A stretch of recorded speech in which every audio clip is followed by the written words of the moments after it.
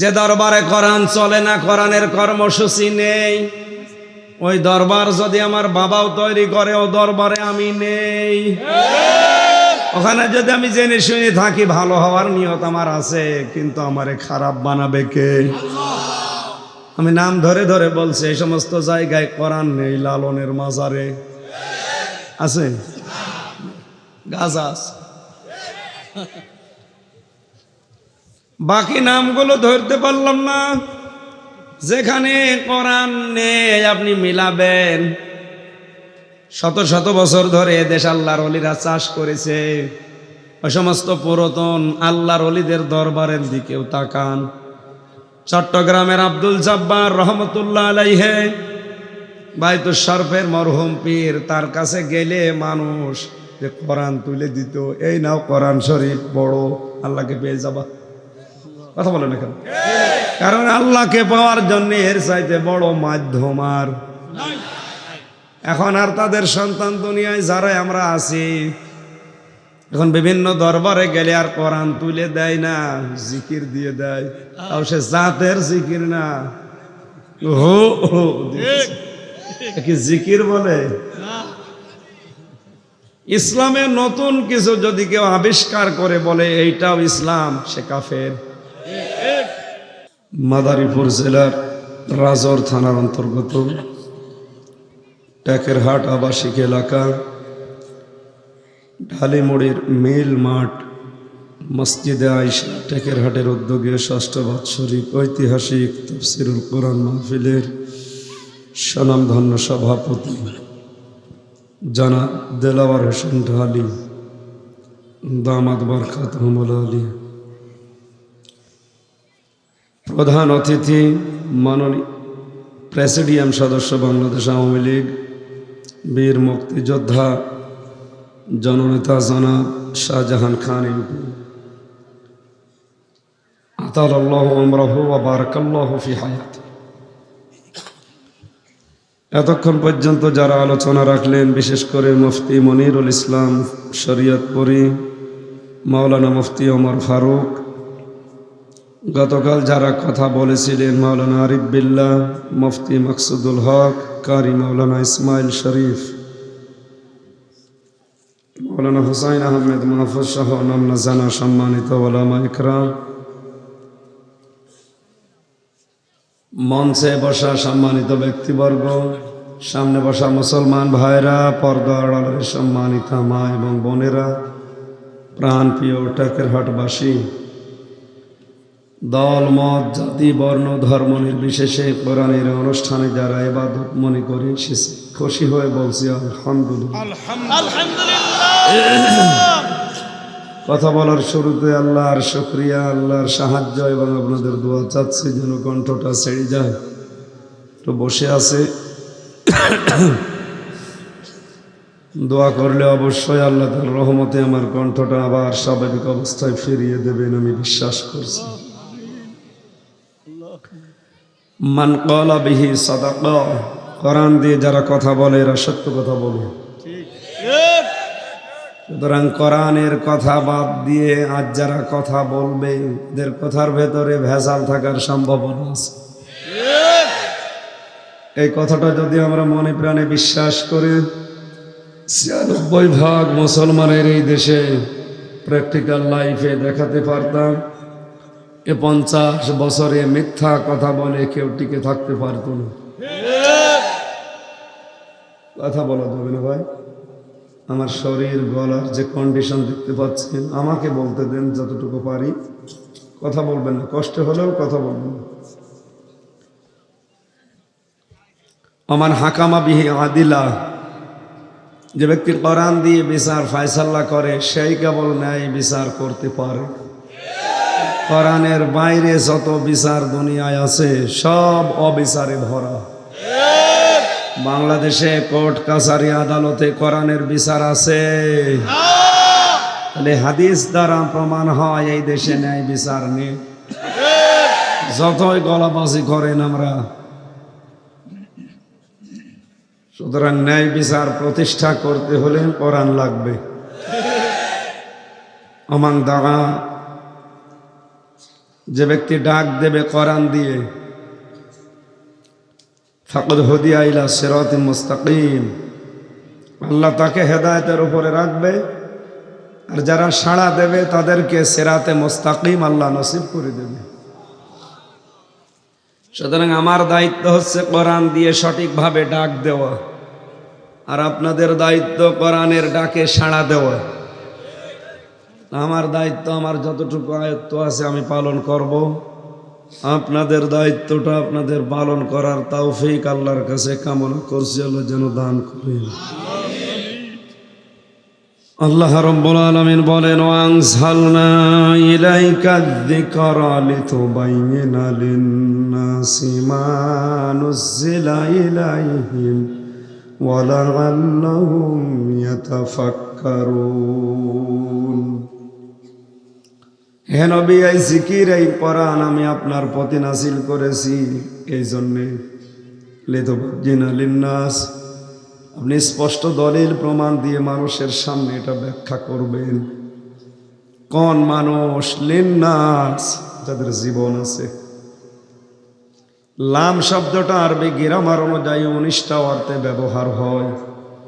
এর অন্যতম অর্থ লাম ব্যবহার করা হয় জীবিত মানুষদের জন্য। আজ বাংলাদেশ সহ বিশ্বের বাস্তবতা পুরা পাল্টিয়ে ফেলেছি আমরা। কোরআন এখন জীবিত মানুষদের সামনে আর বলা যাচ্ছে না। পড়তে চান, মরা মানুষের সামনে বলুন।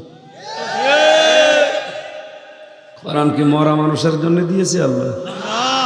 কোনো দরকার নেই মানুষ মরে গেলে কোরআন পড়ে। ওর জীবন যদি কোরআনের ওপরে চলে থাকে, ওই মানুষ মারা গেলে কোরআন আর পড়া লাগবে না, কোরআন নিজেই তার জন্য সাক্ষ্য হবে। জীবিত অবস্থায় যে লোকটা কোরআনে কারীম দিয়ে শিক্ষা ব্যবস্থা জারি করে নাই, এরকম লোক যদি মারা যায়, কিয়ামত পর্যন্ত ওর জন্য যদি কেউ কোরআন পড়ে, ওর আযাব আরো বাড়বে। শিক্ষা ব্যবস্থা জারি করার জন্য আল্লাহ দিয়েছিলেন ইকরা বিইসমি রাব্বিকাল্লাযী খালাক। হে নবী, আপনি পড়েন।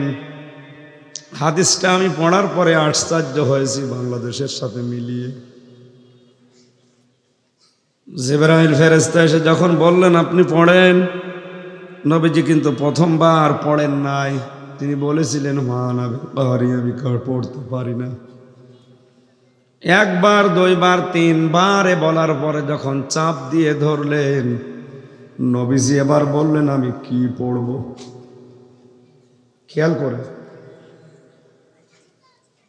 হযরত জিবরাইল এবার প্রথম নম্বরে আয়াত পড়লেন, ইকরা বিইসমি রাব্বিকাল্লাযী খালাক। হে নবী, আপনি পড়বেন আপনার রবের নামে। কার নামে? রবের নামে। নবীজি বলেন আমি তো এইটা শোনার জন্য এতক্ষণ ছিলাম। তুমি যদি প্রথমে আমাকে বলতে যে রবের নামে পড়া লাগবে, যিনি আমাকে বানিয়েছে, তাহলে এতক্ষণ পর্যন্ত আমি ওয়েট করতাম না।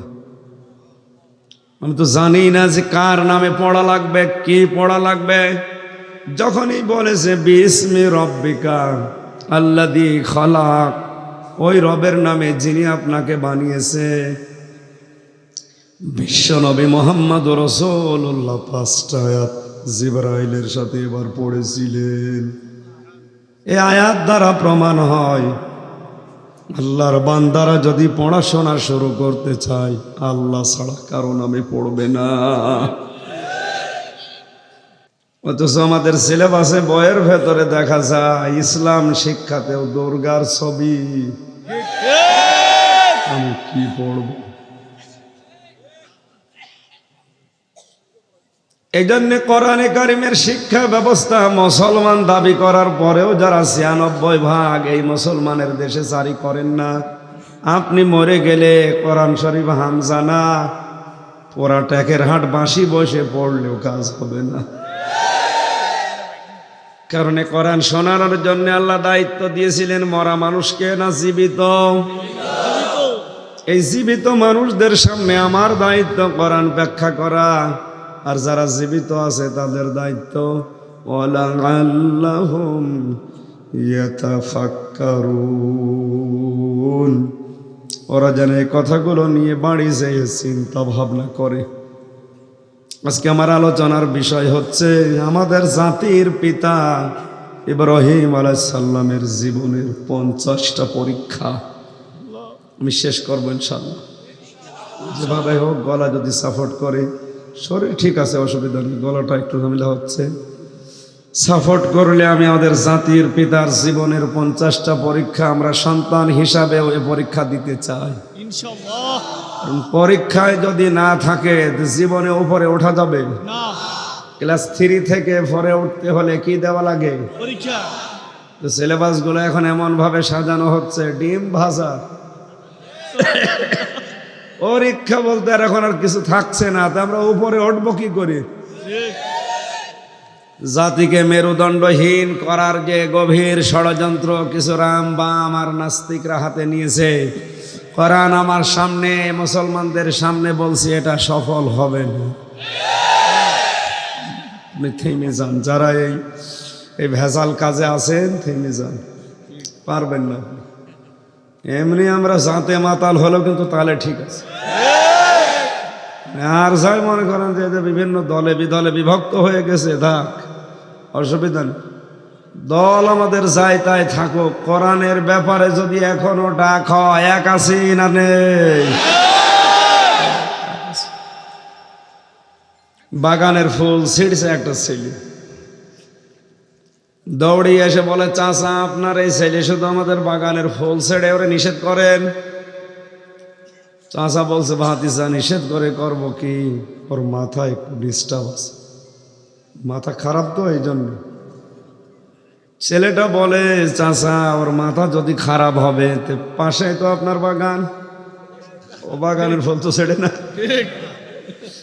চাচা বলছে, ভাতিজা আমার ছেলের মাথা খারাপ তো অত খারাপ না, অন্তত নিজের বাগানের ফুলও চেনে। আমরা মাথা খারাপ হয়ে গেছে আমাদের, কিন্তু অত খারাপ হয়নি।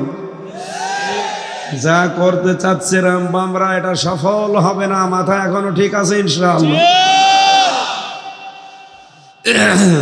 কোরআনের বিচার ব্যবস্থা না থাকলে অবিচার হয়, তার বাস্তব প্রমাণ আমি নিজে। 3টা বছর যে ভেতরে কিচ্ছু জানি না, এই যে কোরআন শরীফ আমি মাথায় নিয়ে বলতে পারবো, আল্লাহর কসম যে মামলা আমারে দিয়েছে আমি কিচ্ছু জানি না। অথচ 3টা বছর আমার জীবন থেকে আপনি নষ্ট করে দিলেন, কি জবাব দেবেন বলেন তো? কোরআনের বিচার ব্যবস্থা না থাকলে হাজারো অবিচার হয়, তার প্রমাণ আমি নিজে দেখে এসেছি। এখনো পর্যন্ত 100 জনের 70 জন কিছু জানেই না কেন ছেলে, কিচ্ছু জানেন, আন্দাজে জেল খাটতেছে। কোরআনের বিচার ব্যবস্থা থাকলে জেলে এভাবে থাকার কোনো নিয়ম নেই। কোন কারণে 30 বছর একাধারে জেল খাটা লাগবে? তাও জেল কি জেল, অন্ধ প্রকোষ্ঠে একটা ঘরের ভেতরে ফাঁসির কন্ডেম ছেলে রেখে দেয়, 24 ঘন্টা তালা মার। কোন কারণে আপনি এটা করবেন? এটা মানবাধিকার লঙ্ঘন না? বলেন, একটা ঘরের ভেতরে এদিকে 3.5 হাত, এদিকে 2.5 হাত, এরকম একটা ঘরে 30 বছর একটা লোক যদি 24 ঘন্টা তালা মারা থাকে, ও এমনি পাগল হয়ে যাওয়ার কথা। কত মানুষ এমনি পাগল হয়ে মরে যাচ্ছে। আমার সামনে বহু মানুষ এরকম মারা গেছে। মানুষ মরে গেলেও তো ভেতরে মরে না, কারণ ভেতরে নাকি আজরাইল যায় না। কি একটা কায়দা বের করেছে, মরে যাওয়ার পরে বাইরে বের করে দেয়, বলে যে চিকিৎসাধীন অবস্থায় রাস্তায় মরে গেছে, তাও ভেতরে আজরাইল আসেনি।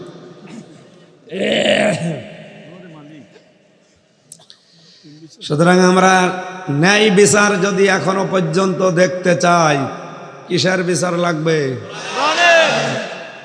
50 বছর বহু মানুষের তৈরি করা আইন কানুন দিয়ে বিচার দেখেছি, এইটার বিচার ব্যবস্থা দেখতে বাকি আছে।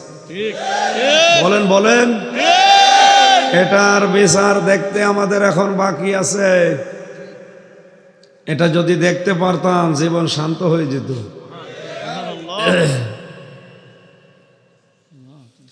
কোরআনে কারিমের বিচার ব্যবস্থা যদি চালু হয়ে যায়, ওই দেশে কোনো মানুষ বেঈমান হয়ে মারা যাওয়ার সম্ভাবনা থাকে না।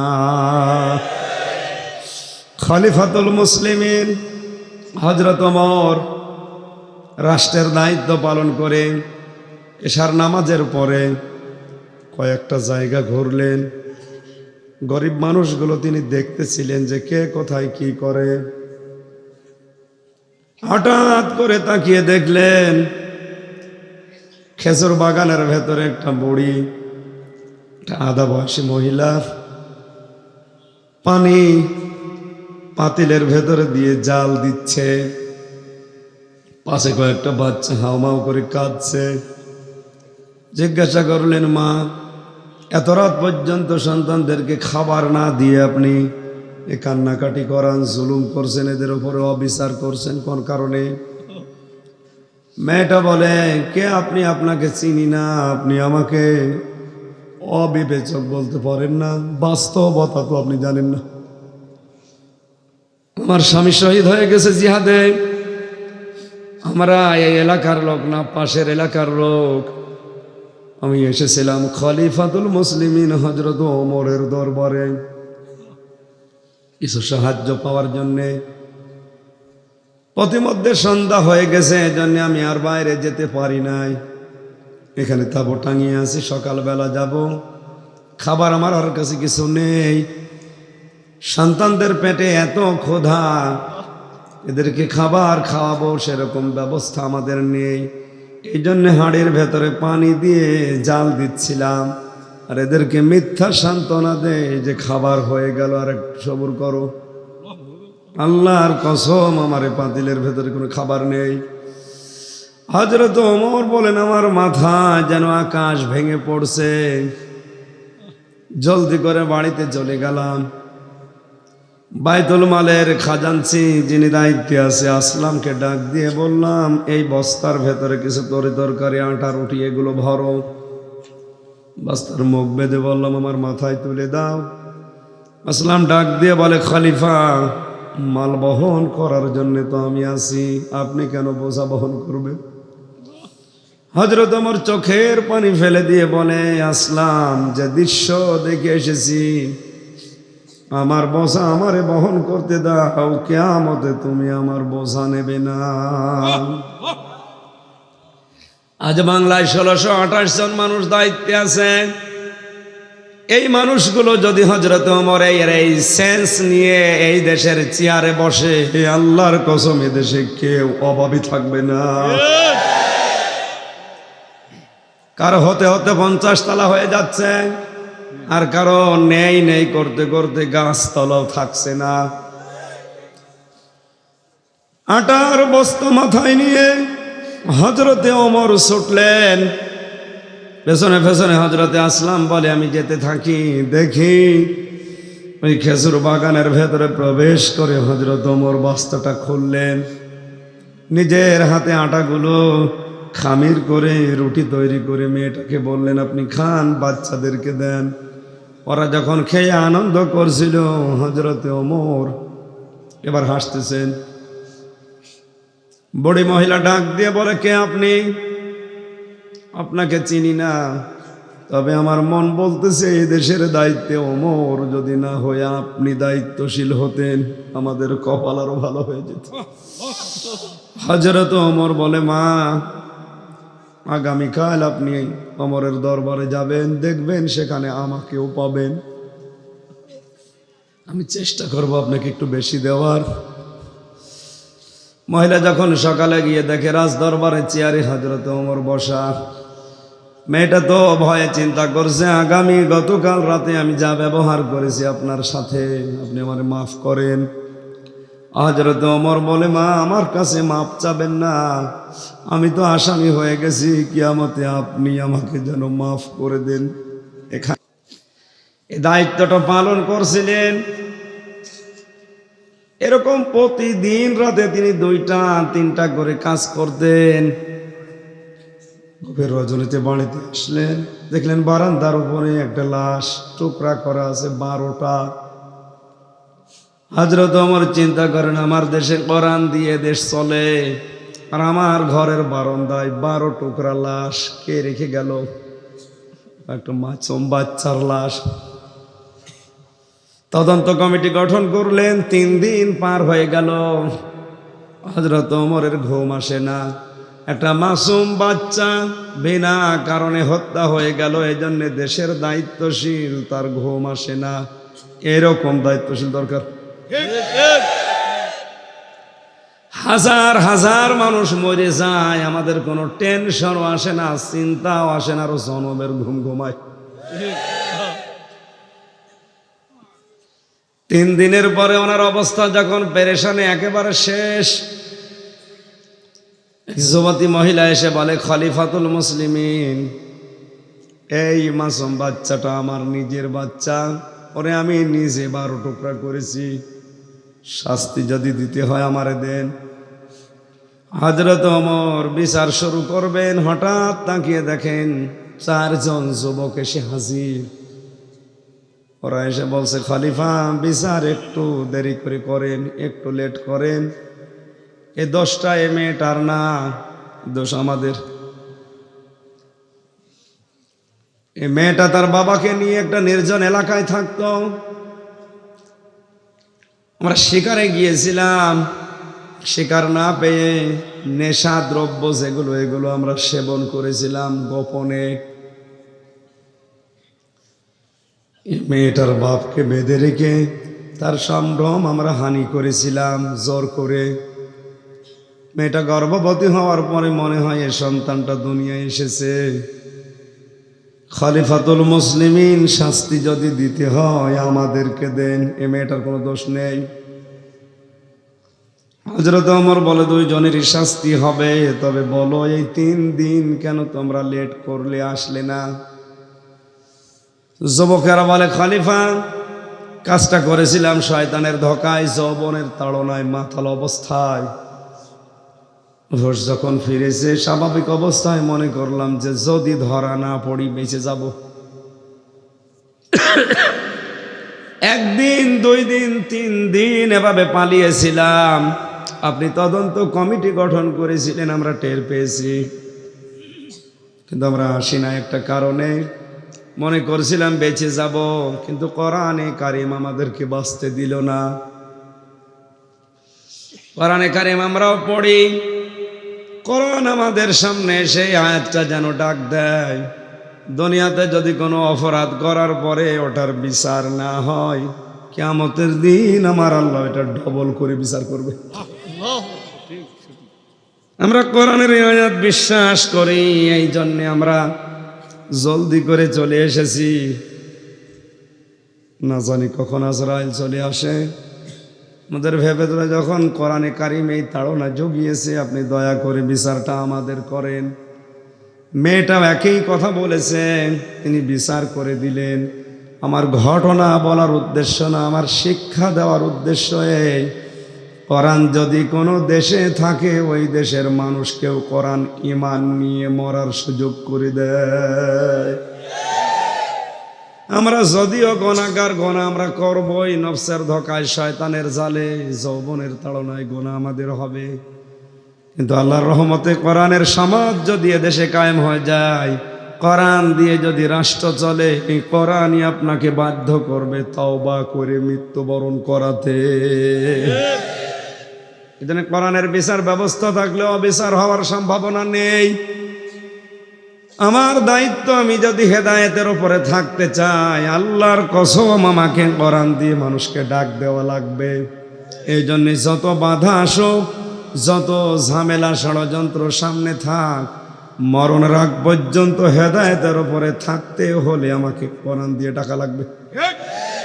আমি বাবার জীবনী দিয়ে ডাকলে আমি কিন্তু ছিটকে পড়ে যাব। কথা বলেন না কেন? ফাকাদ হুদিয়া ইলা সিরাতিল মুস্তাকিম। আর কোন মানুষ যদি কোরআনের ডাকে সাড়া দিতে পারে, মহান আল্লাহ তাকে হেদায়েতের রাস্তা নসিব করে দেবেন। এজন্য আমাদের দায়িত্ব, মানে তাবাগাল হুদা বিগাইরিল কোরআন আদাল্লাহুল্লাহ। কোরআন বাদ দিয়ে যদি কেউ হেদায়েত পাওয়ার জন্য দুনিয়ার কোনো জায়গায় যায়ও, আল্লাহ নিজে দায়িত্ব নিয়ে তারে আরো খারাপ বানিয়ে দেয়। এখানে আলেম আছে না? আদল্লা ইউদিল্লু বাবে ইফআল, এটা নবী দল্লা দিতে পারতেন। মানিত্তাবাআল হুদা বিগাইরিল কোরআন দল্লাহুল্লাহ। অর্থ হইতো, অর্থ বাংলা অর্থ হইতো, কোরআন বাদ দিয়ে যদি কেউ হেদায়েত পাওয়ার জন্য দুনিয়ার কোনো জায়গায় যায়, সে যেন নিজেকেই নিজে খারাপ বানিয়ে ফেলে। আর আদল্লা শব্দের বাংলা অর্থ দাঁড়িয়েছে, আপনি যদি কোরআন বাদ দিয়ে পৃথিবীর কোনো জায়গায় ভালো হওয়ার নিয়তেও যান, কোরআন যেহেতু সেখানে নেই, এই জন্য আল্লাহ দায়িত্ব নিয়ে আপনাকে গোমরা বানিয়ে দেয়। বাংলার মুসলমানের এই হাদিস থেকে কি বুঝলেন? কোরআন যেখানে নেই ওখানে গেলে আল্লাহ আপনাকে খারাপ বানাবে, গোমরা বানিয়ে দেবে, পথভ্রষ্ট বানাবে। বিশ্বাস করেন? কতটুকু? 100 ভাগ কতটুকু? আরো জোরে, আরো জোরে, আরো জোরে বলেন। সবাই বলেছেন? তাহলে আজকের এই ময়দানে কোরআন আমি মাথায় নিয়ে বলছি, যেখানে কোরআন নেই ওখানে আমরা যাব না। যেই দলে কোরআনের কর্মসূচি নেই, যেখানে কোরআন চলে না, যে দলে আল্লাহু আকবার স্লোগান চলে না, কারণ আল্লাহু আকবার এটা আল্লাহর স্লোগান। রব্বাকা ফাকাব্বির, হে নবী আপনি তাকবীর দেবেন কার? আল্লাহ। রবের। কার? আল্লাহ। আল্লাহু আকবার রবের তাকবীর না মানুষের? আরো জোরে বলেন। আপনি রাজনীতির গন্ধ না খুঁজে কোরআনের এই আয়াত আর হাদিসের দিকে তাকান। সূরা মুদ্দাসসির, ইয়া আইয়ুহাল মুদ্দাসসির ফাআনজির রব্বাকা ফাকাব্বির, আপনি তাকবীর দেবেন কার নামে? আল্লাহর নামে। আর হাদিস হচ্ছে যেখানে কোরআন নেই সেখানে ভালো হওয়ার নিয়ত থাকলেও সে গোমরা হবে। সুতরাং যেই দলে কোরআন নেই ওখানে যদি আমি থাকি আমাকে খারাপ বানাবে কে? আমি ওখানে জেনে শুনি আর যাব? ওয়াজ তো হয়ে গেছে, আর ওয়াজ করা লাগবে? ওয়াজ করে আপনি মরে যান, আমি এই কথা মানব না। যে দরবারে কোরআন চলে না, কোরআনের কর্মসূচি নেই, ওই দরবার যদি আমার বাবাও তৈরি করে, ও দরবারে আমি নেই। ওখানে যদি আমি জেনে শুনে থাকি ভালো হওয়ার নিয়ত আমার আছে, কিন্তু আমারে খারাপ বানাবে কে? আমি নাম ধরে ধরে বলছি, এই সমস্ত জায়গায় কোরআন নেই। লালনের মাজারে আছে, গাজা আছে, বাকি নামগুলো ধরতে পারলাম না। যেখানে কোরআন নেই আপনি মিলাবেন। শত শত বছর ধরে দেশ আল্লাহর ওলিরা চাষ করেছে।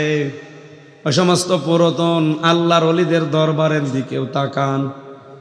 চট্টগ্রামের আব্দুল জব্বার রহমতুল্লাহ আলাইহে, বাইতুল শরফের মরহুম পীর, তার কাছে গেলে মানুষ যে কোরআন তুলে দিত, এই নাও কোরআন শরীফ পড়ো, আল্লাহকে পেয়ে যাবা।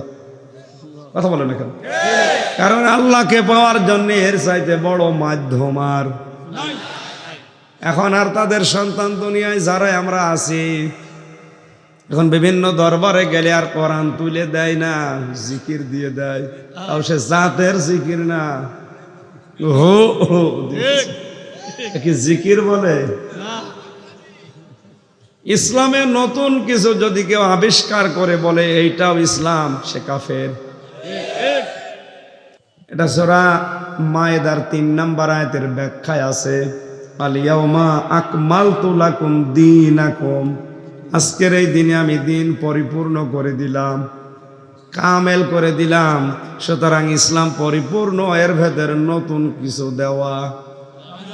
বলেন বলেন, সে যে কোনো বিষয়ে যদি নতুন কিছু দিয়ে বলেন যে এটাও ইসলাম, সে জিকির হোক আর সমাজ রাষ্ট্র চালানোর ক্ষেত্রে হোক, ইসলামের নিয়ম নীতি সমাজে আছে না নেই? রাষ্ট্রে আছে না নেই? এই জায়গাগুলোতে ইসলামের নিয়ম বাদ দিয়ে নতুন করে কেউ যদি লেনিনের, কার্ল মার্কসের, মাও সেতুনের, আব্রাহাম লিঙ্কনের এগুলো নতুন করে ঢুকিয়ে বলে যে এইটাও চালানো লাগবে, সে কাফের। আর কারো ফতোয়া লাগবে? কারো ফতোয়া লাগবে না। সূরা মায়েদার 3 নম্বর আয়াত। এজন্য কোরআনে কারিম যখন আমরা শুনতে এসেছি বিশ্বাস করতে পারি, যেহেতু কোরআন দিয়ে এখানে কথা হবে, এটা পুরাটাই সত্য কথা। আজকের আলোচনার বিষয় আমাদের জাতির পিতা, তার জীবনে যে 50টা পরীক্ষা আল্লাহ করেছিলেন, আমরা ধাপে ধাপে দেখি আমাদের সন্তান হিসাবে আমাদের জীবনেও আসতে পারে। সূরা বাকারা 124 নম্বর আয়াতটা আমরা তেলাওয়াত করেছি। তাফসীর আকারে আমি কথা বলার চেষ্টা চালাবো ইনশাআল্লাহ। দরুদ আর সালাম পাঠ করছি মুহাম্মাদুর রাসূলুল্লাহ সাল্লাল্লাহু আলাইহি ওয়াসাল্লামের প্রতি। কোরআনের প্রতিটি অক্ষরে যেহেতু 10টা করে নেকি পাওয়ার কথা আছে, জবান খুলে একবার যাদের জবান আছে পড়েন আউযু বিল্লাহি মিনাশ শাইতানির রাজিম। কিচ্ছু লাগবে না। বিসমিল্লাহির রহমানির রহিম।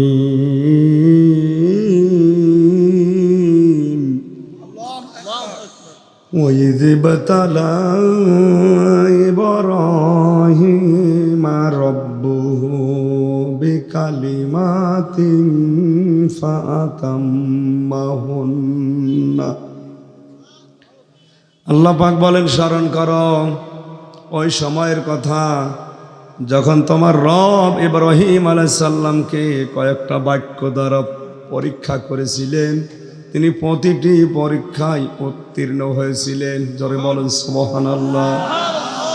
আমরা এমন বাবার সন্তান যে বাবা জীবনে কোনো পরীক্ষায় ফেল করেননি। মিল্লাত আবিকুম ইব্রাহিম হুয়া সাম্মাকুমুল মুসলিমিন।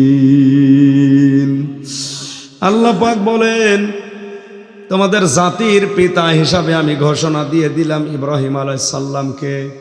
কিয়ামত পর্যন্ত এই লকব আর কেউ নিতে পারবে না। যদি কেউ জোর করে নেয় তাহলে কোরআনের বিরুদ্ধে তার অবস্থান। আপনি জোর করে নিলেও আমার আল্লাহ মানবে না, কারণ একজনকে তিনি ঘোষণা দিয়েছেন, তার নাম ইব্রাহিম।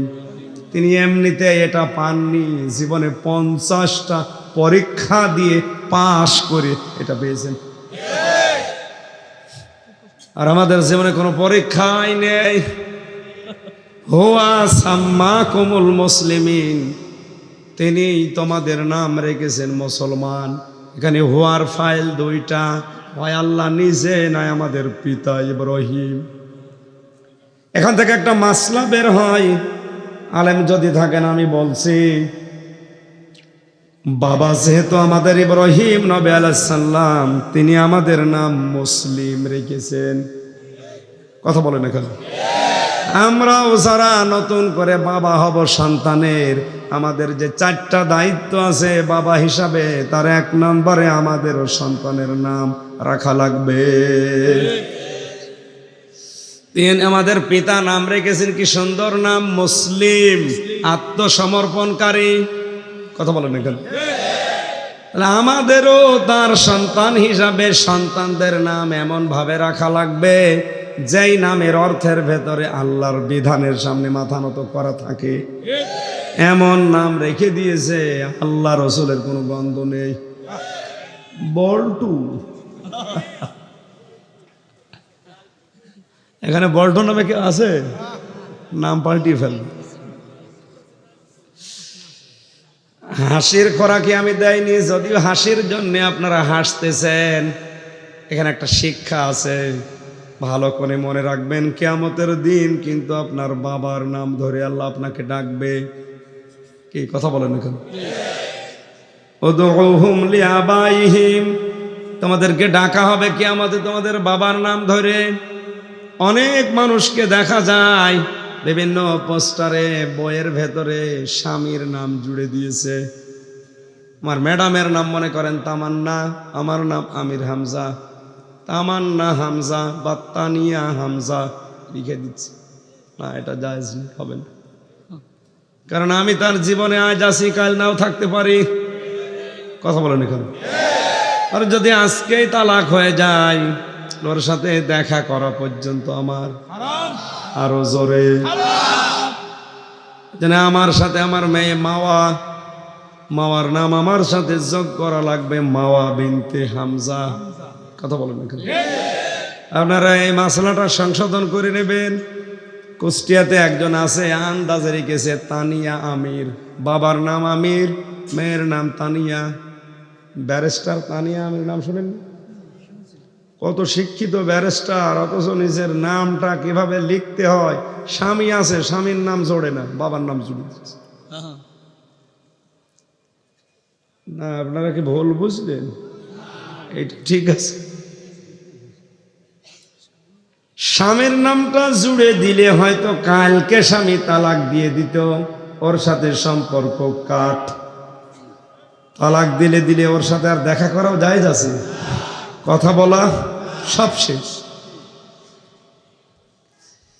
যারা এভাবে রাখেন আর স্বামীর নামের সাথে জুড়ে দেওয়া, এটা দেবেন না, বাবার নামের সাথে জুড়ে রাখবেন। বাবার দায়িত্ব চারটার ভেতরে প্রথমেই তার অর্থবোধক একটা নাম দেবেন, যে নামের ভেতরে পাওয়া যায় যে আল্লাহর বিধান শুনলেই সে যেন মাথা নত করে। বাবা আমাদের নাম দিয়েছেন মুসলিম, কথা বলুন। আমরা আল্লাহর বিধানের সামনে মাথা নত করি, আত্মসমর্পণ করি। মনে রাখেন, দুনিয়ায় যদি একবার কোনো নাম পড়ে যায়, মরণের আগ পর্যন্ত কিন্তু নাম আর মোছে না। কারণ নাম যদি হয়ে যায় তেলামিয়া মনে করেন, কিয়ামতের আগে তেলা আর কাটবে না।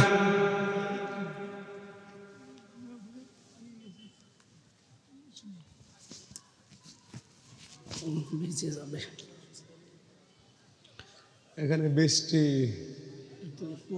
কুয়াশা এত বেশি, ওরে বাবারে ভিজে গেল সব। না না ঠিক আছে, চাদরটা দিলে দেন না। কার এই চাদর? কার চাদর নেওয়া ঠিক হবে? হ্যাঁ বাবা বাবা করো কেন, বসে থাকো। আমি জেল থাকা অবস্থায় আমার দাদা ইন্তেকাল করেছিল, 7 দিন পরে জানলাম দাদা মারা গেছে। উনি বেঁচে থাকা অবস্থায় একটা গল্প শোনাতেন নাতি। একজনের নাম নাকি ছিল ফ্যান চাটা, গরিব মানুষ, ওই নামে মানুষ ডাকত।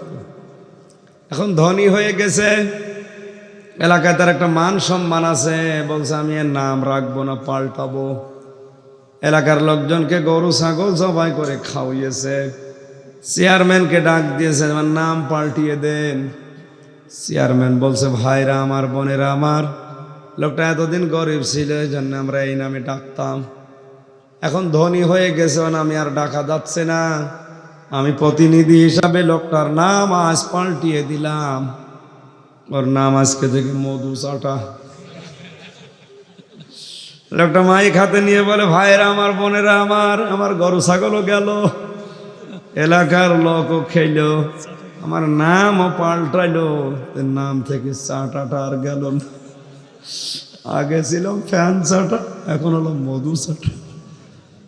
নাম কিন্তু পাল্টাই না, কথা বুঝতেছেন? অর্থবোধক নাম রাখবেন ছোটবেলা থেকে, আলেমদের জিজ্ঞাসা করে নেবেন। হযরত ইব্রাহিম আমাদের জাতির পিতা হিসাবে নাম রেখেছেন মুসলিম। আল্লাহ রাব্বুল আলামিন বলেন, তোমাদের এই পিতাকে আমি পরীক্ষা করেছিলাম 50টা, জীবনের প্রতিটা পরীক্ষায় পাশ করার পরে আমি আল্লাহ খুশি হয়েছিলাম। ক্বালা ইন্নী জাইলুকা লিন্নাসি ইমামা। জীবনের সর্বশেষ পরীক্ষা যেটা, সব চাইতে গুরুত্বপূর্ণ পরীক্ষা যেটা, আগুনে ফেলা, এই পরীক্ষায় আমি আল্লাহ এত বেশি খুশি হয়েছিলাম পাশ করার কারণে, তাকে আমি আল্লাহ শুধু মানব জাতির পিতা, নেতা বানিয়ে দিয়েছি। শুধু মুসলিম জাতি না, লিন্নাসি ইমামা, লিল মুসলিমিনা ইমামা কোরআনে নেই। আল্লাহ বলেন পুরা মানব জাতির জন্য তোমাকে আমি নেতা বানিয়ে দিলাম। হযরত ইব্রাহিম সঙ্গে সঙ্গে বলেছিলেন, মালিক তুমি কি আমাকে নেতৃত্ব দেওয়ার গুণাবলী আমাকেই দিলেন, আমার সন্তানাদি দুনিয়ায় যারা আসবে তারাও এই গুণাবলী পাবে, তারাও নেতৃত্ব দিতে পারবে। হযরত ইব্রাহিম জবাব দিয়েছিলেন, হে আল্লাহ তুমি আমাকে জবাব শোনাও যে আমার সন্তানরা কি রাজনীতি করতে পারবে, তারা নেতৃত্ব দিতে পারবে, নেতা হতে পারবে? আল্লাহ সঙ্গে সঙ্গে জবাব দিয়েছেন,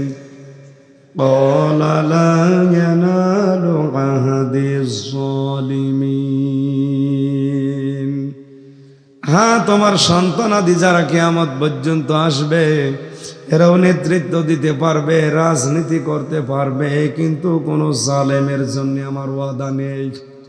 এই আয়াত দিয়ে তাফসিরে ফি জিলালিল কোরআন সাইয়্যিদ কুতুব প্রমাণ করেছেন জালেমদের জন্য রাজনীতি করা হারাম। কারণ জালেমরা শুধু জালেম না, ওরা আল্লাহর মামলার আসামি।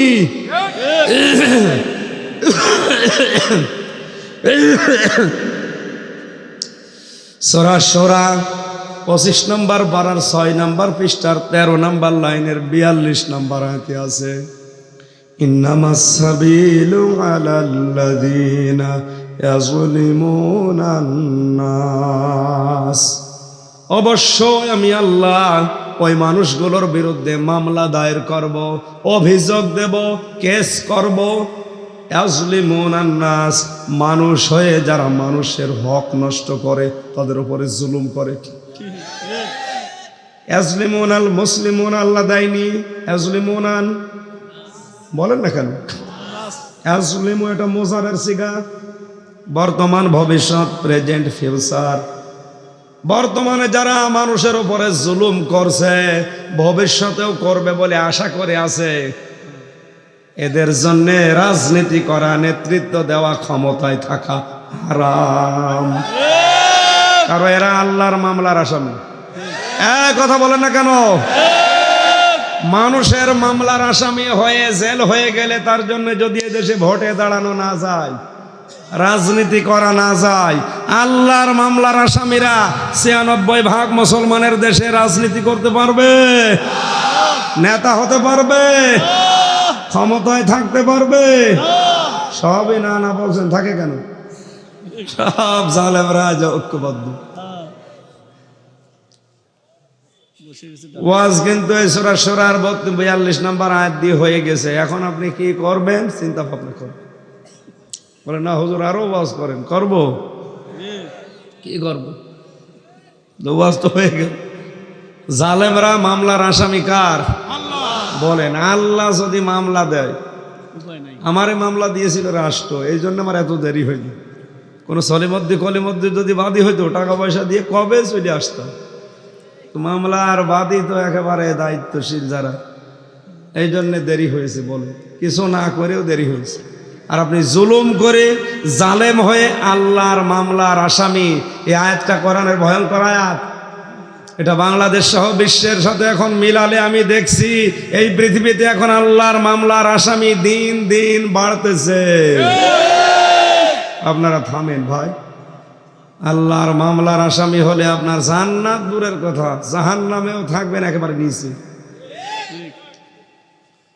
বাঁচার জন্য বললাম। এখন যদি আপনার কপাল পোড়া থাকে, আমার কিছু করার নেই। আল্লাহ পাক বলেন, আমার নবী ইব্রাহিমকে আমি যে 50টা পরীক্ষা করেছি জীবনে, তার প্রথম পরীক্ষা ঈমান সম্পর্কে 10টা। কয়টা? 10টা। আমল সম্পর্কে 30টা, এবং তার ফিতরাত বা স্বভাব সম্পর্কে 10টা। এই তথ্যগুলো তাফসিরে হাক্কানি, তাফসিরে মারিফুল কোরআনে পাবেন। আমি সব দলিল দিয়ে বললাম, কেউ আপনি এদিক ওদিকে যেতে পারবেন না। ঈমান সম্পর্কে যার 10টা। ভাই বৃষ্টির মতো পানি পড়লে তো ঝামেলা দেখছি, এইভাবে তো একেবারে জায়গা মতো পড়ছে, আর একেবারে জায়গা মতোই পড়ছে। সব বিজলি চেয়ারটা সরান।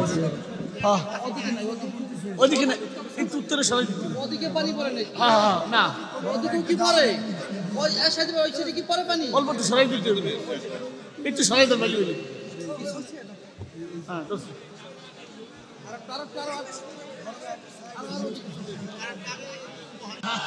আমি তাফসীর আকারে কথা বলছি ভাই, তাফসীরে মারিফুল কোরআন, তাফসীরে হাক্কানি থেকে।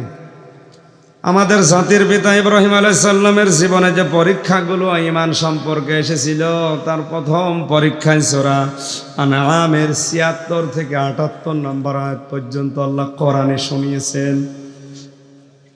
হযরত ইব্রাহিম আলাইহিস সালাম প্রথম এই পরীক্ষার সম্মুখীন হয়েছিলেন তারকা দিয়ে।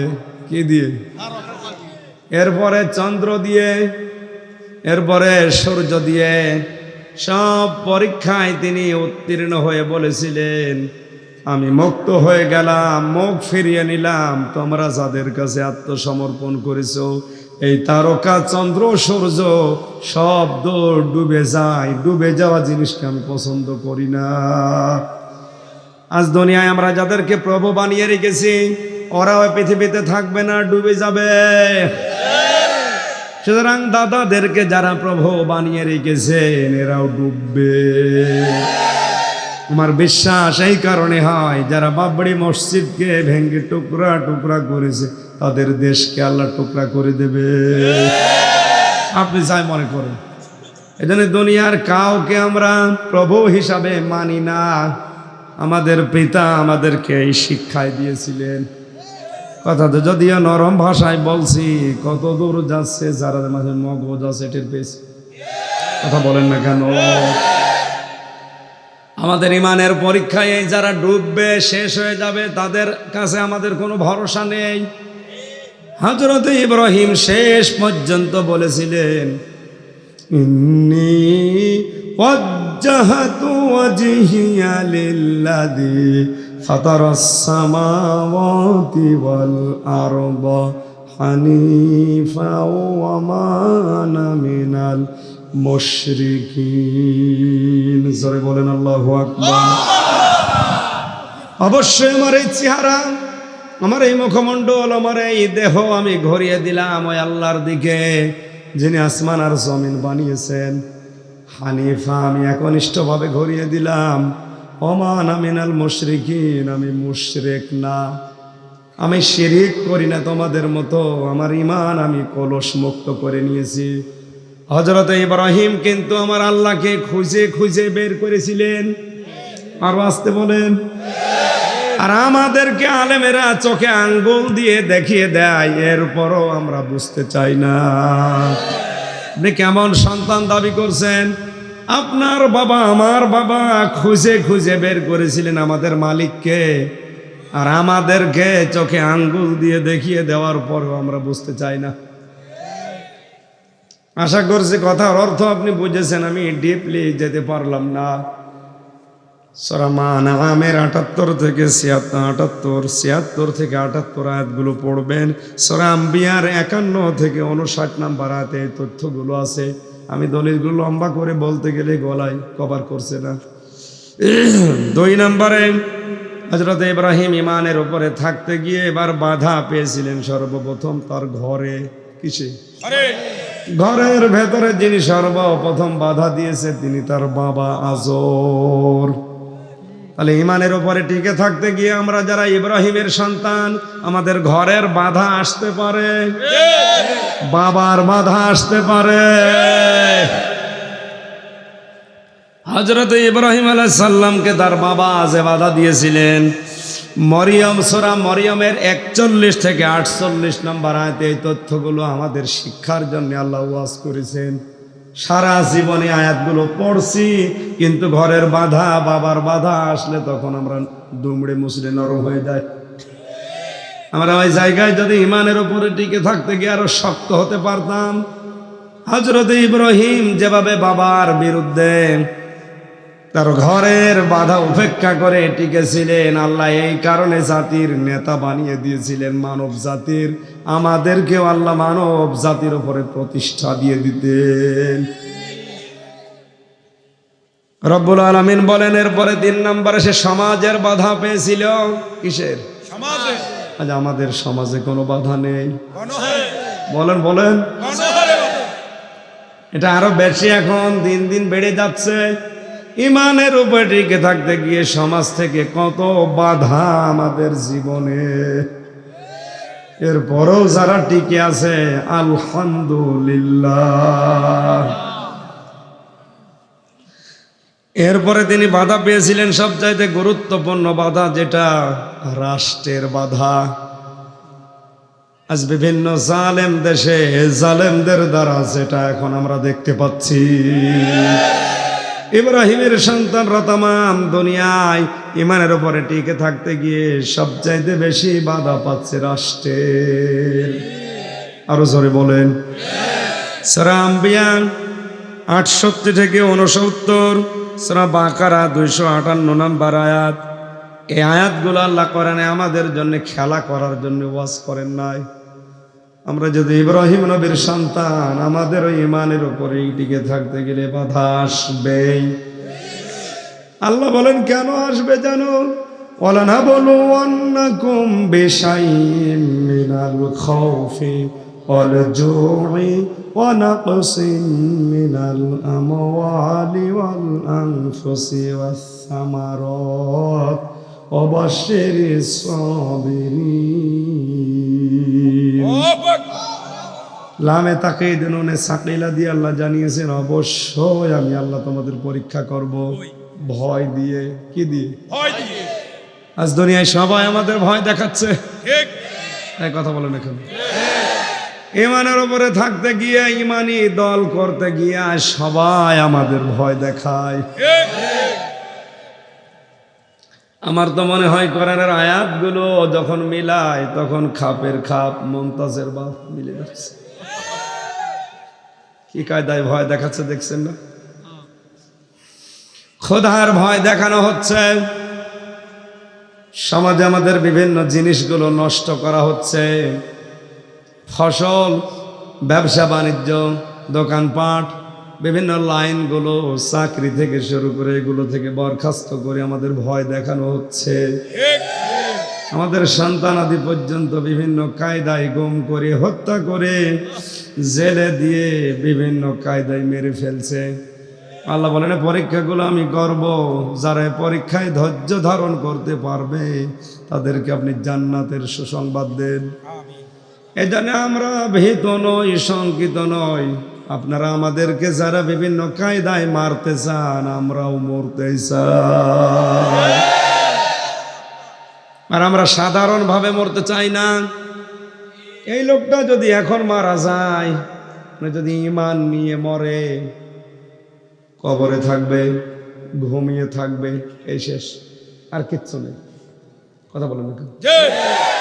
কিন্তু আমরা যদি শাহাদতের মরণ পাই, যেটা সারা জীবন হযরত ওমর দোয়া করতেন, আল্লাহুম্মা ইন্নী আসআলুকা শাহাদাতান ফি সাবিলিক। আল্লাহ তোমার কাছে আমি একটাই জিনিস চাই, তুমি আমাকে শাহাদতের মরণ দিও। কারণ তারা রাসূলের মুখে শুনেছিলেন শাহাদতের মরণ হলে বিনা হিসাবে, বিনা বিচারে আল্লাহ জান্নাত দিয়ে দেয়। এনে যদি শাহাদতের মরণ পায়, কবরে যাওয়ার পর উনি আর ইনার মতো ঘুমাবে না। যদিও দুইজনেরই ঈমান নসিব হয়েছে, কিন্তু সাধারণভাবে মরার কারণে উনি ঘুমিয়ে থাকবে কিয়ামত পর্যন্ত। আর এই লোকটা ঘুমাবে না, মরণের পরেই কবরে দিয়েই আমার আল্লাহ ওনাকে খাবার খাওয়াবেন। ওয়ালা তাহসাবান্নাল্লাযীনা কুতিলু ফী সাবিলিল্লাহি আমওয়াতা বাল আহইয়াউন ইনদা রাব্বিহিম ইরযাকুন। সূরা আলে ইমরান 4 নম্বর পারা 11 নম্বর পৃষ্ঠা 9 নম্বর লাইনে আছে, আল্লাহ পাক বলেন, কোন মানুষকে আমি আল্লাহর রাস্তায় জীবন দিতে দেখলে তোমরা মৃত বলবা না। এরা জীবিত, শুধু জীবিতই না, ওরা আমি আল্লাহর কাছে খাবার খায়। মাদারীপুরবাসী মানুষ ঘুমিয়ে থাকলে খাবার খাওয়া লাগে। কথা বলেন এখানে, খাবার খাওয়া লাগে জাগা থাকলে। তার মানে শাহাদতের মরণ পেয়ে যদি কেউ কবরে যায়, আর ঘুমাবে না, মরেও যাবে না, ও তো জীবিত এবং জেগে থাকবে। আর জেগে থাকলে খাবার খাওয়া লাগে। জানে আল্লাহ নিজে তাকে খাওয়াবে। খাবার খেলে মানুষের রক্ত গোশত তৈরি হয়। কি শহীদ যারা গুম হয়ে আছে, যারা এই বাংলাদেশে যারা গুম হয়ে আছে, যাদেরকে শহীদ করা হচ্ছে, এই মানুষগুলোর জীবন সফল এবং ধন্য। এই তথ্যটা পাবেন সূরা আলে ইমরান 4 নম্বর পারা 6 নম্বর পৃষ্ঠা 14 নম্বর লাইনের 140 নম্বর আয়াতের শেষের দিকে আছে, ওয়ালিয়া'লামাল্লাহু আল্লাযীনা আমানু ওয়া ইয়াত্তাখিযা মিনকুম শুহাদা ওয়াল্লাহু লা ইউহিব্বুজ যালিমিন। তোমাদের ভেতরে যারা ঈমান আর আমল তৈরি করে, যাদের ঈমান আল্লাহর কাছে পছন্দ হয়, যাদের প্র্যাকটিক্যাল লাইফ আল্লাহর কাছে ভালো লাগে, ওদেরকে আল্লাহ সাধারণভাবে মরণ দেয় না, শাহাদতের মরণ দিয়ে ধন্য করে। সুতরাং কোরআনের পাখি সহ যে মানুষগুলো শাহাদতের মরণ পেয়েছে, আল্লাহর কসম তাদের জীবন আল্লাহর কাছে ভালো লেগেছে, তাদের ঈমান আল্লাহর কাছে পছন্দ হয়েছে ইব্রাহিম নবীর মতো। এজন্য শাহাদতের মরণ আল্লাহ দিয়ে তাদেরকে ধন্য করে। আপনি যাই মনে করেন যে মরে গেল, না, এমনিতেই মরে যেতে পারতো। শাহাদতের মরণ আল্লাহ এমনি দেয়নি, আল্লাহ দিয়েছেন এই জন্যে যেন কিয়ামত পর্যন্ত আল্লাহ তাদের খাবার খাওয়াতে পারে। আমাদেরও সারা জীবনের এই দোয়া। আমি জেলে 3 বছরই আমার মনে হয় একদিনও আমার তাহাজ্জুদের নামাজে এই দোয়া বাদ যায়নি, তাও সেজদায় পড়ে। আল্লাহ মরণ তো হবে 2 দিন আগে 2 দিন পরে হবেই। আল্লাহুম্মা ইন্নী আসআলুকা শাহাদাতান ফি সাবিলিক। তুমি যদি মরণ আমাকে দিও তাহলে শাহাদাতের মরণ দিও। আমিন আমিন বলেন আমিন। কোনো চিন্তা নেই, 2 দিন আগে মরতাম, পরে মরতাম, 2 দিন আগে মরবো। ওই কুকুর শিয়ালের মতো না মরে শাহাদাতের মরণ পেয়ে যদি মরতে পারি, কিয়ামত পর্যন্ত আল্লাহ নিজে কুদরতি হাতে আমাকে খাওয়াবে। সুবহানাল্লাহ বলতে পারেন না? হযরত ইব্রাহিম ঈমানের পরীক্ষায় বাধা পেয়েছিলেন সবচাইতে বেশি রাষ্ট্রের। কিসের? রাষ্ট্রের। আজ যারা ঈমানের পরীক্ষায় সবচাইতে বেশি রাষ্ট্রের বাধা পাচ্ছেন, আপনি মনে করবেন আপনি বাবার সন্তান। এরপরে তাকে বনবাসের মাধ্যমে আল্লাহ পরীক্ষা করেছিলেন। সূরা ইব্রাহিমের 37 থেকে 38 নম্বর আয়াতে আছে, হিজরত করার মাধ্যমে পরীক্ষা করেছিলেন। এটা সূরা সফফাতের 99 নম্বর আয়াতে এই তথ্যগুলো আছে। তিনি সন্তান জবাইয়ের মাধ্যমে পরীক্ষার সম্মুখীন হয়েছিলেন। এটা যে একটা বাবার জন্য কত বড় পরীক্ষা, বাবা না হলে আপনি বুঝবেন না। এরপরে তিনি কাবা শরীফ নির্মাণ করেছিলেন। সূরা হজের 26 নম্বর আয়াতে আল্লাহ ওয়াজ করেছেন। আল্লাহ রাব্বুল আলামিন বলেন তার ফিতরাত সম্পর্কে, আমি 10টা পরীক্ষা দুনিয়ায় করেছিলাম। তার স্বভাব ভালো করে মেলাবেন, আপনি বাবার সন্তান, অবৈধ সন্তান না। এই 10টা পরীক্ষায় তার মাথায় ছিল তার স্বভাব 5টা। কয়টা? আমরা ইব্রাহিমের সন্তান দাবি করি কিনা? বলেন বলেন। 1 নম্বরে আমাদের ইব্রাহিম নবী আলাইহিস সালামের মাথায় তিনি 5টা স্বভাব কায়েম করেছিলেন। তার ফিতরাত, তিনি নাকে পানি দিতেন। কিসে? নাকে। 24 ঘন্টার ভেতরে 5 থেকে 6 বার যদি কেউ নাকে পানি দিতে থাকে, যত জার্মগুলো দিনে রাতে আপনার নাক দিয়ে প্রবেশ করে আল্লাহ ওটা ধুয়ে মুছে পরিষ্কার করে দেয়। এটা ওযুর মাধ্যমে সম্ভব। এরপরে তিনি কুলি করতেন।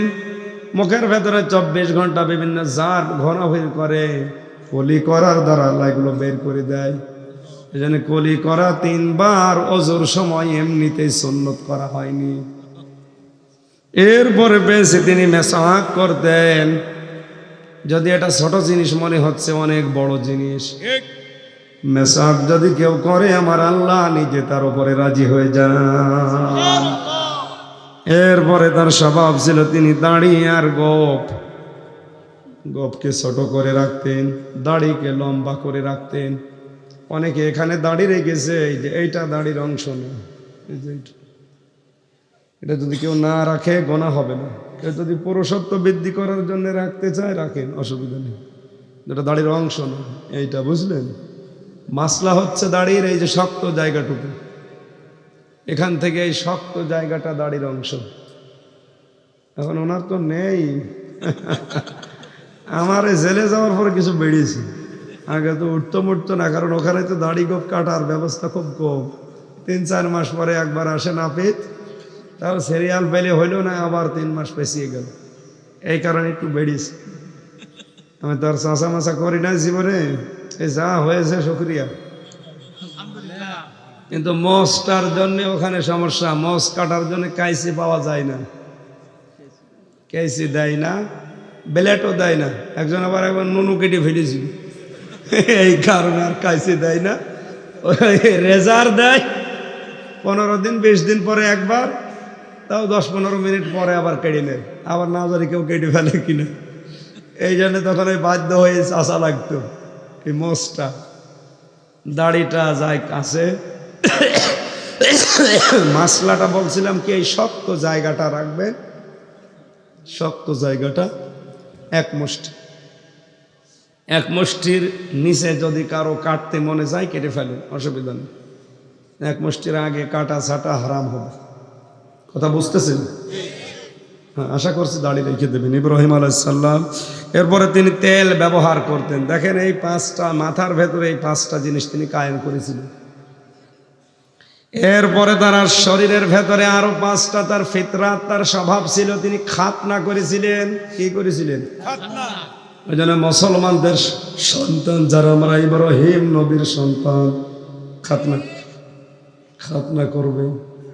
এখন শিক্ষা ব্যবস্থায় একটা জিনিস দেখলাম, ছেলে থেকে মেয়ে, মেয়ে থেকে ছেলে, শরীফ থেকে শরীফা, সাগর থেকে সাগরী। এই চ্যাপ্টার গুলো পড়লে যেটা বোঝা যাচ্ছে, সামনে নাকি আর খাতনাও করা লাগবে না। এখন তো গভীর একটা ষড়যন্ত্র। আমাদের পিতা ইব্রাহিম নবী আলাইহিস সালাম খাতনা করেছিলেন। আপনি যদিও আমাদেরকে ছেলে থেকে মেয়ে বানানোর একটা পায়তারা করছেন, পারবেন না, আমরা আগেই খাতনা করে মুসলমান হয়ে যাব। আমি কথা ডিপলি যেতে পারলাম না, বুঝতেছেন? এরপরে তিনি নাভির নিচের পশম পরিষ্কার করতেন, ঢেলা কলব ব্যবহার করতেন, নখ কেটে ফেলতেন, আর বগল পরিষ্কার করতেন। এই 10টা তার স্বভাব ছিল, ফিতরাত ছিল। সন্তান হিসাবে আমরাও যেন পাই, বলেন আমিন। 30টা পরীক্ষা করেছিলেন আল্লাহ তার আমল সম্পর্কে, কাজ সম্পর্কে। কি সম্পর্কে? আল্লাহ তাকে যে পরীক্ষাগুলো দিয়েছিলেন সূরা তাওবার ভেতরে আছে 10টা, 112 নম্বর আয়াতে পাবেন। সূরা আহজাবের ভেতরে আছে 35 নম্বর আয়াতে 10টা। সূরা মুমিনুনের 1 থেকে 10 নম্বর আয়াতে আছে 10টা। এই 30টা পরীক্ষা ইব্রাহিম আলাইহিস সালামের পুরা জীবন জুড়ে ছিল। এবার একটা একটা করে পরীক্ষাগুলো আমাদের জীবনে আমরা যদি সন্তান দাবি করি মিলাবো ইনশাআল্লাহ। আল্লাহ রাব্বুল আলামিন বলেন, আমার নবী ইব্রাহিম আলাইহিস সালামকে যে আমল সম্পর্কে পরীক্ষা করেছিলাম, তার প্রথম আমল ছিল আত-তাইবুন। তিনি তাওবাকারী ছিলেন। কি কারী? তাওবা কাকে বলে? তাওবার 3টি অর্থ আছে, শর্ত মেনে তাওবা করা লাগে।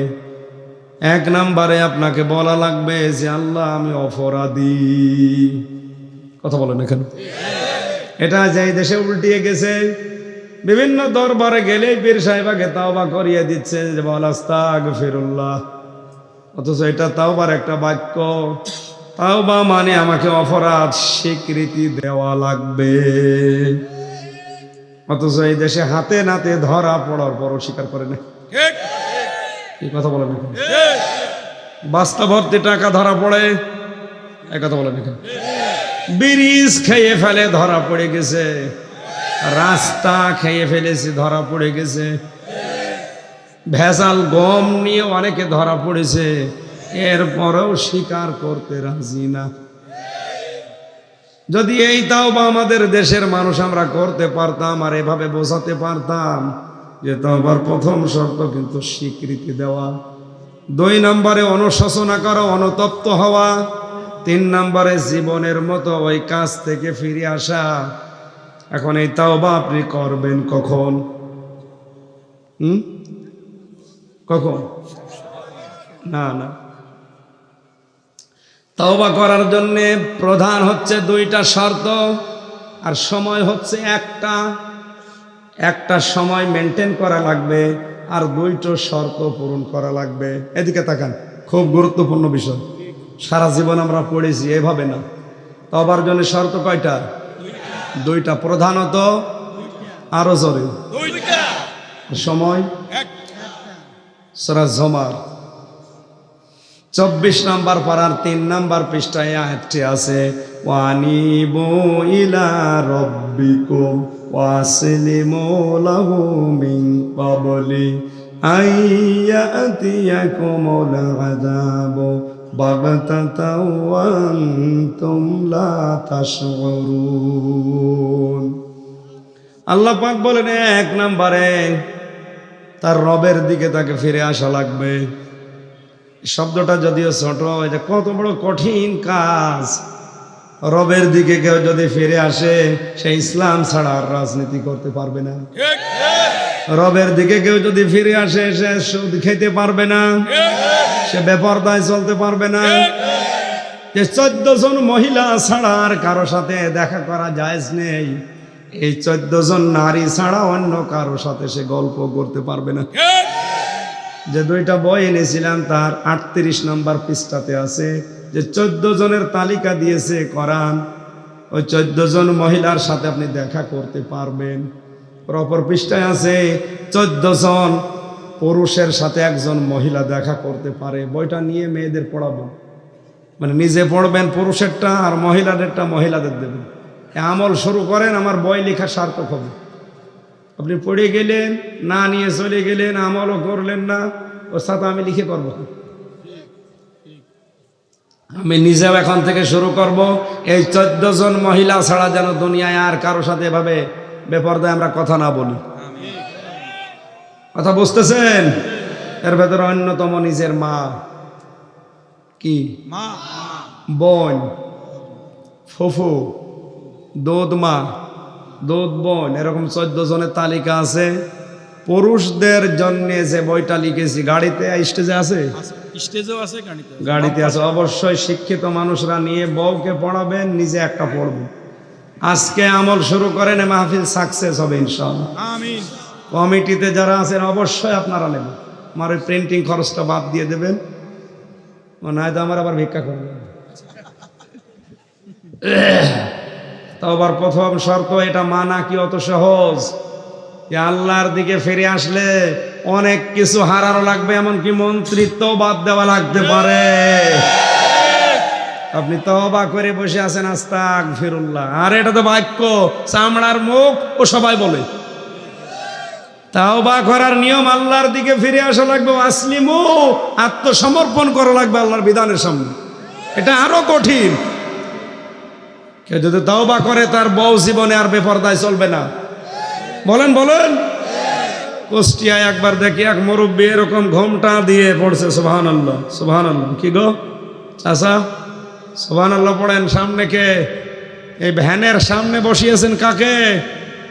বলছে আমার মেয়ে ম্যাট্রিক পরীক্ষা দেবে, নিয়ে যাচ্ছে সেন্টারে। কি পড়িয়েছেন? ওর বুকে কোনো ওড়না নেই, 4 পিস পরালেও হয়তো, 3 পিসও না, 2 পিস। ওইটা পরিয়ে ওরে সামনে বসিয়ে ক্ষেপণাস্ত্র ফিট করে রেখেছে। আর উনি পড়ছে সুবহানাল্লাহ। কিসের সুবহানাল্লাহ পড়েন আপনি? সুবহানাল্লাহ মানে কি? আল্লাহ পবিত্র। সুবহানাল্লাহ মানে আল্লাহ পবিত্র। আল্লাহ যদি পবিত্র হয়, তার বিধান কি? তার বিধান পর্দা ফরজ। এই 16 বছর 18 বছরের যুবতী মেয়েকে ওইটা না দিয়ে অপবিত্র করে নিয়ে যাচ্ছেন, আর আপনি বলছেন সুবহানাল্লাহ। এই জন্য আসলিমও যারা করবে, যে আমি আত্মসমর্পণ করলাম, আপনি কথার লোড কত টের পাচ্ছেন? অনেক ওজনওয়ালা কথা, অনেক কিছু ছাড় দেওয়া লাগবে জীবনে তওবা যদি করে। আত্মসমর্পণ করা লাগবে আল্লাহর বিধান, যেখানে যেটা পাবেন ওইটা, সে ছোট ছোট হোক বড় হোক। কখন করবেন এই দুইটা? মিন ক্বাবলি আইয়াতিয়াকুমুল আযাবু বাগতাতা ওয়া আনতুম লা তাশউরুন, ওই আযাব আসার পূর্বে যখন আর তোমাদেরকে সময় দেওয়া হবে না, সে আযাবের নাম মরণ। সে আযাবের নাম কি? মৃত্যু। আরো জোরে, মরণ কি আসবে 41 সালে? ওরা যারা 41 সাল টার্গেট দেয় ওরা মরণ বিশ্বাস করে। আমি বসে আছি, দাঁড়াতে পারবো এই গ্যারান্টি আমার হাতে নেই, আমি আন্দাজে টার্গেট দিয়ে দিলাম। জানি এই বিশ্বাস করা লাগবে যে আমি বসে আছি, নাও দাঁড়াতে পারি, তাও বা আমার দাঁড়িয়ে না, এক্ষুনি করা লাগবে। কখন বলেন? কখন? এক্ষুনি বলেন। কখন? তাহলে জীবনের অপরাধগুলো স্মরণ করেন। একটা একটা করে 30টা বলতে গেলে আমার গলা ব্যথা করছে, আমি আর পারছি না। এই 30টা আপনারা আয়াত নাম্বার পারা নাম্বার বলে দিয়েছি, বাড়িতে যে মিলিয়ে দেখবেন হচ্ছে কিনা। এই প্রথমটা আমাদের ইব্রাহিম নবীর জীবনে যেটা ছিল আমরা পালন করি, আস্তাগফিরুল্লাহ আহা রব্বি মিন কুল্লি যামবি ওয়া আতুবু ইলাইহি লা হাওলা ওয়ালা কুওয়াতা ইল্লা বিল্লাহিল আলিয়্যিল আযীম। জীবনের অপরাধগুলো এই মুহূর্তে স্মরণ করে আমি স্বীকার করছি যে আমি আসলে অপরাধী, আমি অনুতপ্ত। আমি সেদিন কক্সবাজারের উখিয়াতে একটা মোনাজাত করেছিলাম, হাজার হাজার মানুষ, কোনো আলেম বাদ যায় না, সবাই কান্নাকাটি করেছে। কারণ মন থেকে আবেগ নিয়ে যদি কিছু বলা যায়, মানুষের চোখের পানি রাখতে পারে না। আজকে আমরা ওই তাওবার মাধ্যমে জীবনের অপরাধ স্মরণ করে অনুতপ্ত হয়ে জীবনে আর কোনোদিন অপরাধে যাব না বলে দৃঢ় সিদ্ধান্ত নিয়ে ফিরে এসে মোনাজাতে যাচ্ছে। আমি মাপ চেয়ে শেষ করছি, পারছি না। বইটা নিয়ে যাবেন, যাওয়ার সময় আগামীতে আসলে কথা বলবো। আল্লাহুম্মা আমিন। বাম পাশে শিখদের বিলে, বাম পাশে শিখদের বিলে, ওখানে আছে আর স্টেজে আছে। মাথা নিচু করে চক্ষু বন্ধ করে জীবনের অপরাধগুলো স্মরণ করছি। বসে মোনাজাতটা বসে করেন, বসেন সবাই, মাথা নিচু করেন, মাথা নিচু করেন, চক্ষু বন্ধ করেন। আমি নিজে সহ প্রত্যেকে জীবনের অপরাধ যেগুলো করেছি বড় বড় গুলো স্মরণ করছি। রব্বানা যালামনা আনফুসানা ওয়া ইল্লাম তাগফির লানা ওয়াতারহামনা লানাকুনান্না মিনাল খাসিরিন। রব্বুল আলামিন, সারা জীবন অপরাধ করে জীবনটা নষ্ট করে ফেলেছি। হাত ওঠায় কথা বলবো ভয় করে, লজ্জা করে। কত মানুষ নামের আগে মাওলানা মুফতি লেখা আছে, এই জন্য সম্মান করে। কিন্তু অপরাধগুলো যদি শরীরে লেখা থাকতো, মানুষ আমাদের কুকুরের মতো ঘৃণা। যেভাবে অপরাধগুলো তুমি গোপন করে দিয়েছো আল্লাহ, কেউ জানে না। কিয়ামতে কোটি কোটি মানুষ থাকবে, তুমি অবমাফ করো না আল্লাহ। গোপনে তোমার সত্তার নামের ওসিলায় মাফ করে দিও। আমিন। কাঁদেন, জীবনের অপরাধ স্মরণ হলেই কাঁদেন। চোখের পানি যদি এক ফোঁটাও বের হয়, মহান আল্লাহ নবীর মাধ্যমে জানিয়েছে মাফ করে দেবে। যত গুনাহ করিয়াছি গোপনে, মাফ করে দাও আল্লাহ তুমি নিজ গুণে। তুমি যদি মাফ না করো বান্দাকে, বলো তোমার এই বান্দা যাবে কার কাছে? রব্বুল আলামিন, আমি হামজা ছাড়া তোমার কোটি কোটি বান্দা দুনিয়ায় আছে, কিন্তু তুমি ছাড়া আমার মালিক আর কেউ নেই। আমি এই বিশ্বাস নিয়ে এদেরকে নিয়ে হাত তুলেছি যে আমাদের তুমি ছাড়া আর কোনো মালিক নেই। হিন্দুদের 33 কোটি দেবতা আছে, কিন্তু তুমি আমাদের একমাত্র মালিক। ঘৃণা করে তাড়িয়ে দিও না আল্লাহ, তুমি আমাদের কোলে তুলে না। সম্মানিত মা বোনেরা, পর্দার আড়ালে বসে আছে, এদেরকে কবুল করো। এদের অনেকের অসুখ বিসুখ আছে, দূর করে দাও। আমি আরো কথা বলতে চেয়েছিলাম, আমার কণ্ঠ সাপোর্ট করছে না। আমার কণ্ঠটা তুমি মেহেরবানি করে আমার ভিক্ষা দাও। কোরআনের কথাগুলো সহজ সরল ভাষায় বলতে পারি, সেই তৌফিক আমারে দান করো। রব্বুল আলামিন, যত আলেম এখানে বসে আছে আলেমদের মাফ করে দাও। কিয়ামতে আমাদের অপমান করে আল্লাহ গোপনে মাফ করে দিও। আমাদের প্রধান অতিথি, বিশেষ অতিথি সহ যত মানুষ আমরা এখানে হাজির হয়েছি, মরণের আগে সামানা জোগাড় করার তৌফিক দাও। আমার দাদা দাদিকে মাফ করে দাও, আমার মা বাপকে ক্ষমা করে দাও।